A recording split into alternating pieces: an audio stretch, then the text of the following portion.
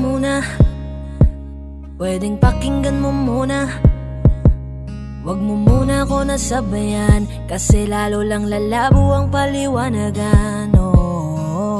Paano pa sisimulan kung matatapos na? Masisisi mo ba kung napapagod na?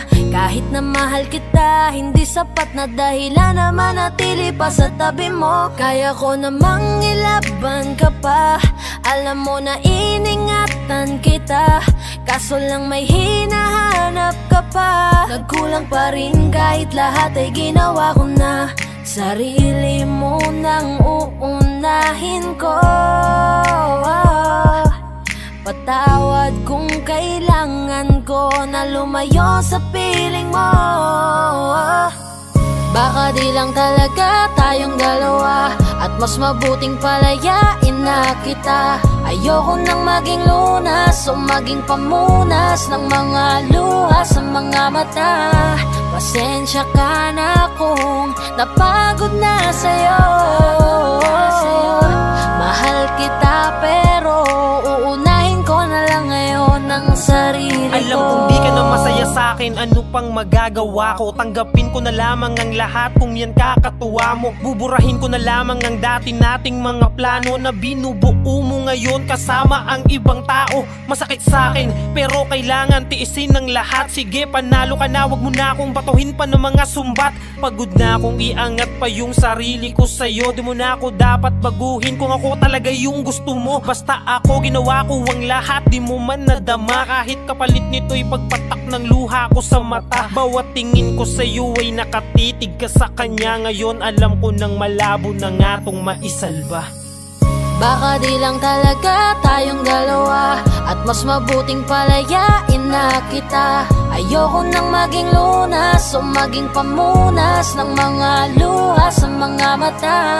Pasensya ka na kung napagod na sa'yo. Mahal kita pero uunahin ko na lang ngayon ang sarili ko. Pinipilit ko naman na maging maayos ang lahat, ngunit parang hindi pa din sapat ang aking mga nagawa. Kaya tama na, hindi ko na kaya pa, hindi ko na kaya pa, hindi ko na kaya pa.